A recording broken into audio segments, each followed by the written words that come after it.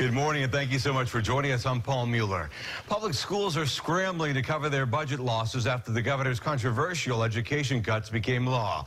Now, while widely criticized by school officials statewide, Republicans are claiming a victory. I caught up with State House Speaker Richard Corcoran to find out why in this week's Sunday One-on-One. So we want to talk about House Bill 7069, right? Former Governor Jeb Bush, as well as Senate President Joe Negron, both weighing in saying it's a great day for Florida. However, at the same time, there are a lot of school officials throughout the state, including right here in the Bay Area, scrambling right now, saying they don't know what they're going to do for next year's school budget. There is no budget impact. And what I would say to the local school districts is what really is at issue is money. What they care about is their bricks and mortar money. And what this bill does is it says we're going to put our focus on building beautiful minds, not beautiful buildings. Every single person, I don't care if it's Pasco, Hillsborough, they build $40 million Taj Mahals on the front page of the local section yesterday. Like Pasco, though, not Hillsborough. I don't know. No. Hillsborough's? Here's Hillsborough County. The superintendent of schools just came out and said they're trying to cut. You want to know why? Because Broward County has more students than Hillsborough County. They have 1,500 less employees. Orange County has about the same number of students. They have 3,500 less employees.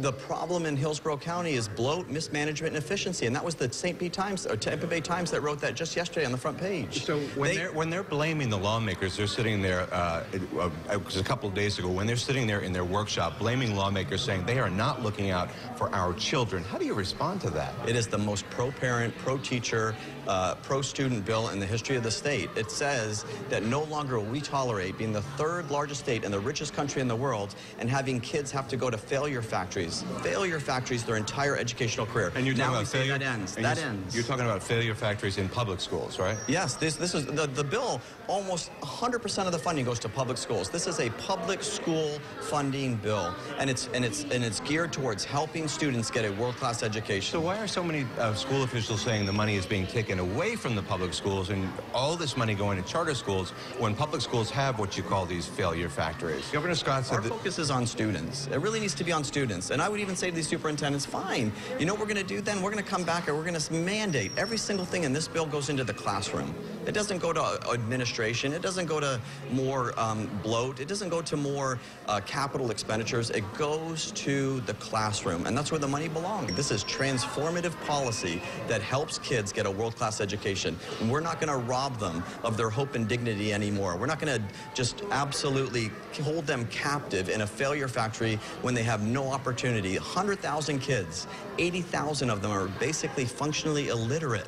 That has to stop. It's inexcusable. That's where the outrage should be. That's where people should be saying enough is enough. Governor Scott said this will make public schools more competitive to force them to improve, and that's what I'm hearing from you. Is that right? Listen, a rising tide raises all ships.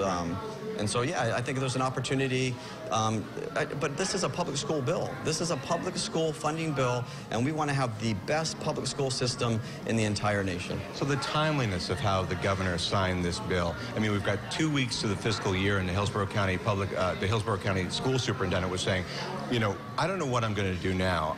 We've allocated all the funds for the next year, and now we basically are scrambling to figure out what we're going to do next.